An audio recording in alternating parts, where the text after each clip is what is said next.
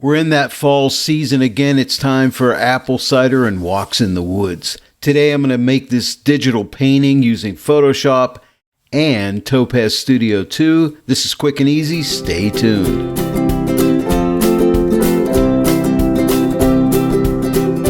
Hello everyone and welcome to The Joy of Editing with Dave Kelly. This is episode number 42 of my Topaz Studio 2 Creative Toolbox series. I'm starting out in Photoshop and then I'll move into Topaz Studio 2 and then we'll come back to Photoshop and I'll finish this off. I'll be using Topaz Studio 2 to create the digital painting, but I won't be using the impression filter in Topaz Studio 2. I'm going to use a different filter. This is going to be a little bit different. It's quick and easy, so let's get started. I'm working with a stock image today, which I will link in the description below in case you want to follow along with me. It's a great way of learning, and I think you're going to enjoy this technique that I'm doing today. I think it's really effective when you're doing these fall type scenes. Starting out in Photoshop, I added a color balance adjustment layer. I'm going to turn it on so you can see the difference. So here's the before and here's the after. I basically just went into the midtones and adjusted the yellow slider more towards blue. So again, here's the before and here's the after. I just thought the colors were a little bit off, and I think it'll translate better when we turn it into the digital painting. Next, I'll send this into Studio 2, but to do that, I have to send in a pixel layer. So I'm just going to do a Shift, Option, Command, or Control E just to pull this all together. But before I do that, you see this little light area coming through this tree here? This bugs me, and I'm just going to take care of that with a healing tool, spot healing tool. So the shortcut for that is J, and I'm just going to paint right down here and get rid of that. And this little light area here. It's always good to inspect the edges of your image just to see if there's any kind of weirdness there. And I think that looks pretty good. Maybe right here, that little light area. Yeah, I'm going to get rid of it. This area is being stubborn, but I'll just hit it a couple times here and eventually it works itself out. You just got to be patient. All right, I think I'm ready to go into Studio 2, so I'm just going to come up here to Filter and we'll launch Topaz Studio 2, and I'm going to show you how I turn this into a digital painting. But remember, I won't be using the impression tool, but I bet you think, well, you're not going to use the impression tool, Dave, you're probably going to use the abstraction filter. I'm not. Can you guess what tool I'll use? Or should I say filter? Yeah, that's probably the better term for it. When I was coming up with this tutorial, I thought, well, you know what? I think I'll try either the precision contrast or the precision detail, but it ended up the precision detail was the one that won out. So I'm going to go ahead and open up the precision detail filter. Now, the precision detail filter is a great filter for adding detail, but it's also a great filter for removing detail. And I've showed that in the past tutorials, but today I thought I would make a digital painting using just the precision detail. And it's really simple to use. So what we're going to do is we're only going to work with the overall detail. Now, the first thing I'm going to do is take the small detail and start to move it to the left, and that'll remove detail. And I'm going to take it back a good bit here. And as you can see, that small detail is starting to go away. Not a whole lot is happening yet, but I'm going to take it back to around like a minus 75. Here's the before and here's the after. So not much change yet. But once I start to move the medium detail, you'll really start to see some change. And I'm going to take this back almost the whole way. Can you see that detail starting to fall away? And it's already looking like a painting. Here's the before and here's the after. But I'm going to keep on going. I'm going to take this back to, I don't know, maybe around a 97, somewhere in there. Here's the before and here's the after. And by the way, if you left click your mouse and hold it down anywhere in this area or on the image itself, hold it down, you'll see the before, and release it, you will see the after. But looking really good, right? So let's move on and move to the overall large detail. And let's start to pull it back. Now I can pull it the whole way back and I'll show you what it looks like. See, it gets too smeary looking and that's overdone. So you got to be careful on this large detail. But I'm going to take it to somewhere around, and I'm looking at my notes. I think it was around like a 40, 46, somewhere in that area. But here's the before and here's the after. But isn't that beautiful?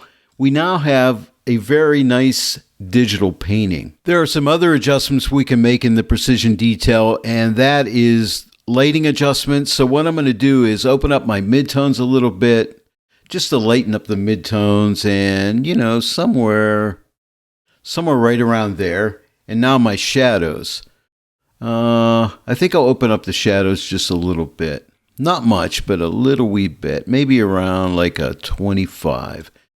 Just to kind of add to the dreamy quality of the image. So I'm taking some of the contrast away. And again, here's the before. And here is the after. So it's really looking very painterly to me. As I studied this image, I noticed the bottom of the image is a little bit light. So I'd like to kind of darken that up a little bit, kind of add a gradient down there to kind of close off the bottom of the image. To do that, I'm just going to add filter. I'm just going to get a basic brightness contrast adjustment. And I'm going to take the brightness and move it to the left to darken it up to maybe somewhere around here. I think will be good. Now that's making my overall image dark. So what I'll do next is grab a layer mask. So come up here to the brightness contrast layer, click on the layer mask. We're going to, I was going to say invert the layer mask, but you don't need to invert it.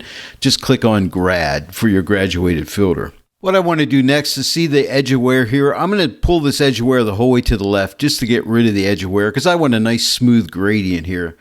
And what we can do is see the red right here on this square. I'm going to click this and drag this down. This is just the graduated area between the green and the red here.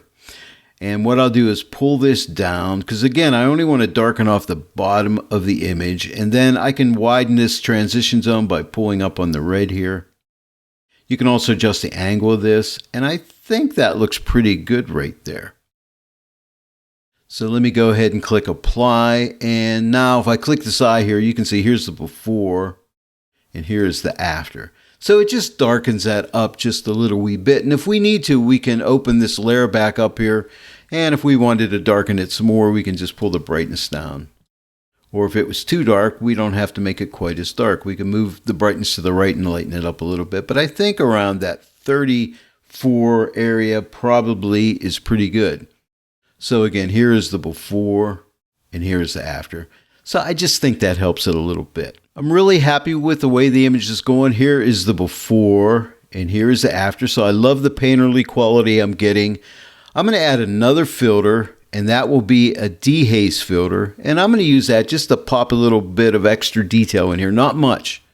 But let's take the strength and start to move it to the right. And notice when I start to move it to the right, see detail starting to come back in. I'll just overemphasize, as you can see now, it looks really horrible up in here, right? So I don't want to go that much. I just want to add a little bit of this, like 25, I think would be good. So let's see, here's a before and here's an after. Adds a little bit of nice detail back in this area back here and these trees back in here, and I kind of like that. At this point, I think I am done.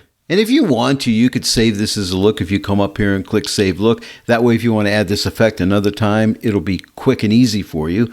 But I'm not going to do that right now. I'm just going to go ahead and click Accept. That'll send us right back into Photoshop. And then I'm going to show you how I'm going to finish this image off. The first thing I want to do in Photoshop is do a little bit of dodging and burning. And I'll start out with dodging just to pop some of the highlights to really bring some beautiful light into this image. To do my dodging, I'm going to get a blank pixel layer. Just click on the little plus down here. And I'm going to type my Shift-Delete key to open up my fill dialog box. I'm going to fill that with 50% gray. Click OK. And then I'm going to change this blend mode to overlay. And you won't see any change in my picture when I do this. I'll shut this eye off before and after. You won't see any change. But what I'm going to do is paint with white paint. And you can see I have a white paint swatch here. I'm going to paint with white paint at about, I'll start out at 20% opacity. Then I can either increase it or decrease it if I need to. And by the way, if you watch my TK Friday shows, they're dedicated to the TK8 panels. And I show you how luminosity masks work. And we work with different actions and things. And you see this right here. It says TK8CX. There's an action to make this dodge layer. And it's right here. All you have to do is click right here. It'll create a new layer for you, fill it with 50% gray. It'll give you a white paintbrush. It'll even label it Dodge White Paint and put you in the overlay blend mode. It's a real time saver, but you could make this manually just like I showed you. Let me go ahead and get rid of this by clicking on the trash can. And now I'll do my dodging. So again, I have a white paintbrush and I'm starting out with 20% opacity. And what I want to do is just find areas that I want to lighten up. Now, I have a very soft brush right now and a really soft edge. So see, I can just paint on here and just lighten some areas up like that. So I'm just looking for areas that are already light. The image will speak to you and tell you where it wants painted, okay? So I'm just looking for light areas and see how that adds that nice little pop of light in these little areas. You don't have to hit every light area, but just find the ones that you think. You're the artist here, and this is where you really do become the artist when you're doing dodging and burning, so you can really make some really good decisions as to where you want to add some magical light to your image. And this will make your image really stand out from the crowd. It's really a great way of adding some real beauty to the image, in my opinion. Okay, and if you feel it's too strong, like over here, if I want it less, I'm just going to type my 1 key. That'll give me 10%.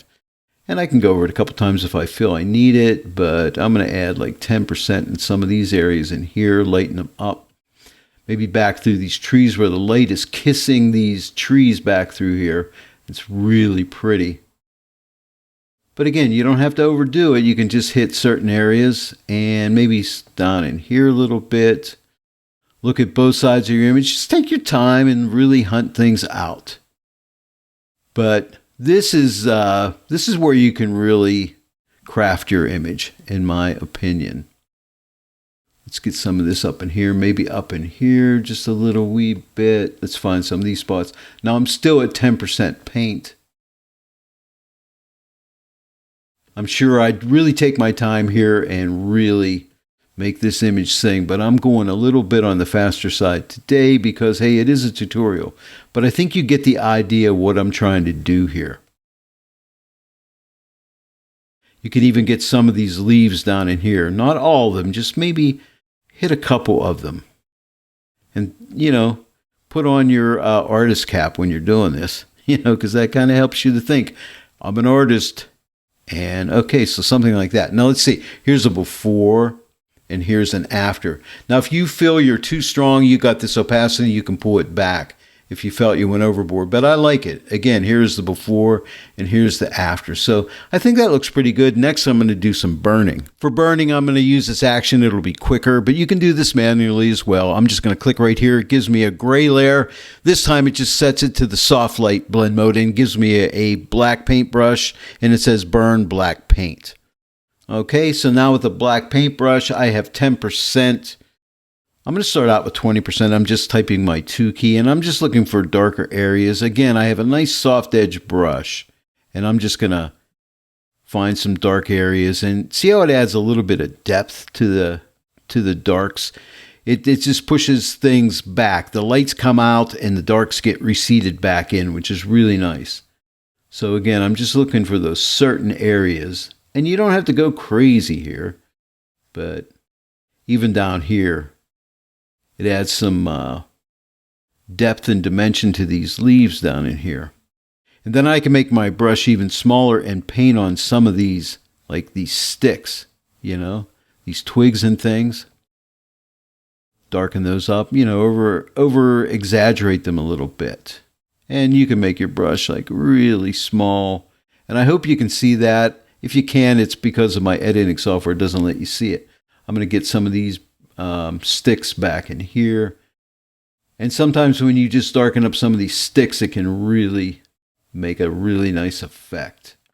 Now I'm going to make the brush a little bit larger, and we'll just darken some of these shadow areas. And again, we'll add a little depth and dimension.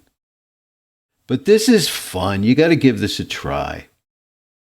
Dodging and burning. I think every image, whether it's a painting or not, you should do some dodging and burning. I can probably tell you I dodge and burn everything that I do. It's worth a little extra effort that you put into it, but I'll tell you, it pays really large dividends. It'll take your images from normal to above average. I guarantee you that, so give it a try.